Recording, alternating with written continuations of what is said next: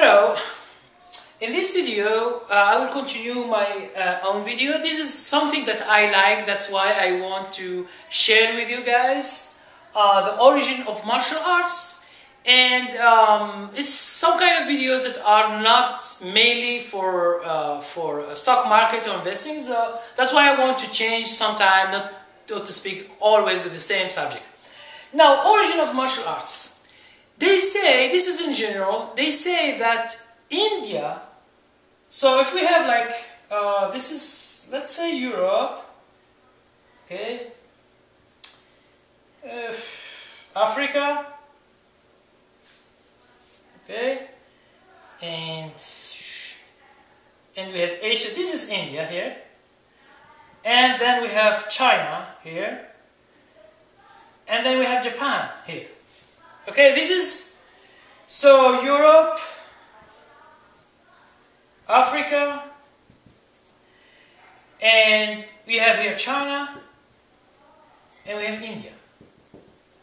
They say that the origin of martial arts begin in India with the monks there, the monks, they try to develop physical activity and to see where it goes. So most of these guys, they practice on slaves. Okay, they kill, I think they kill thousands of slaves in India at that time, just to make the techniques better and better and better. Now some of the monks, they go to China and they begin teaching the Chinese, okay? And from China, some Kung Fu guys go to Japan, and then we begin what we call karate. Okay? So we see this karate here. In Japan, there is an island called Okinawa. And one of the guys is a martial artist doing Kung Fu. Okay? Doing Kung Fu. And then he presented a new form of Kung Fu, and then it is called karate, which in Japanese means the bare hand. Bare hand. It means people, they fight with bare hand. They don't use a lot of knives, a lot of swords, a lot of stuff, okay, spears and the other stuff. So that's why you call. And there's one guy. He's called Funakushi. He did a presentation at the university there. And at that time, they like his demonstrations, and they adopt it in Okinawa, and then from Okinawa it goes everywhere in the world. Okay? So this is the heart of now. Any country developed a lot of styles, but most of the famous things is coming from China, Kung Fu. Okay?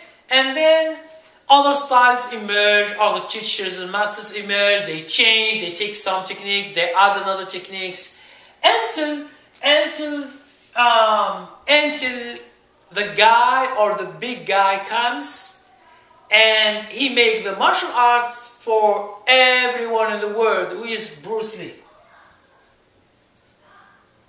Okay?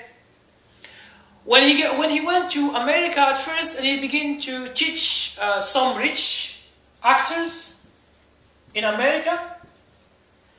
Now the Chinese, they don't like Bruce Lee to teach martial arts to the Western people. It's cultural thing. They don't want that this historical treasures that they have not to be taught to strangers like the American. But Bruce Lee insisted, and he began to teach rich actors like James Coburn, just an example,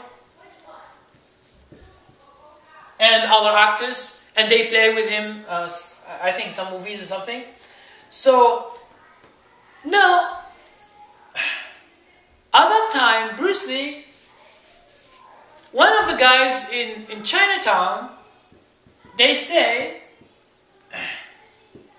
if you do like if you do fight that guy, I don't remember his name, but if someone who are interested in to know his name, I will search for his name. They say, if you can win over this guy who is a master, Chinese master, and here we have Bruce Lee, Bruce, and here we have that Chinese guy, Chinese master.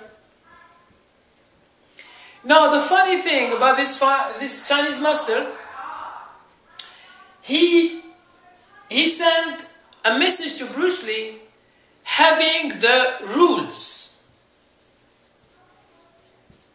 of the fight. It means don't do this, don't do this, don't use that, don't use that, don't use that. So what Bruce Lee like replied to him or answered him, he says, when you fight, there is no rule. How can you put a rule to yourself? And you are fighting someone wants to kill you, and you are defending yourself. Okay?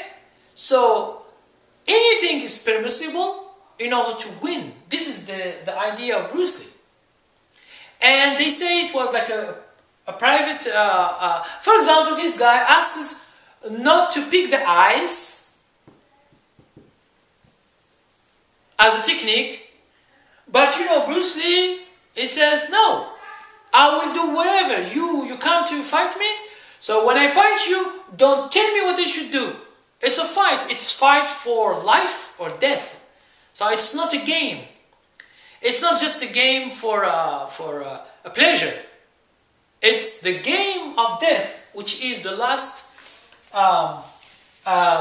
movie of Bruce Lee, which is Game of Death. And unfortunately, Bruce Lee died later in showing this movie, in doing this movie. Now, Bruce Lee won over this guy, and then he has the right to teach anyone. So, and then Bruce Lee won. You know the whole story. He become famous, and with all his movies. This is in general the origin of it. But in general, there are a lot of guys that they go to over countries, like for karate we have from Japan. Japan in the 50s, 60s, 70s, they sent a lot of masters to teach some countries, like France. They sent Cassie. You can check his name. He's a big guy. He's a little big guy, short guy, and he is still alive. They send other people to England. They send to Germany. They send to Spain. They send to America. It means that all this martial arts go everywhere. From Canada, from Korea, we have Taekwondo. It goes to America. It goes everywhere. Kung Fu goes everywhere in the world. And there are others, kickboxing, box Thai, a lot of martial arts. It goes everywhere, and people, they like it. But always the people, they have this image of Bruce Lee, because he is the one who shows that someone can fight a lot and he can win over a lot of people when he is doing good in martial arts. Okay, thank you very much for watching this video. If you have other information that you want to share with me, or you want to add or to criticize or something, just add. Subscribe to my channel if you don't, and like this video. Thank you very much and have a nice day. Bye.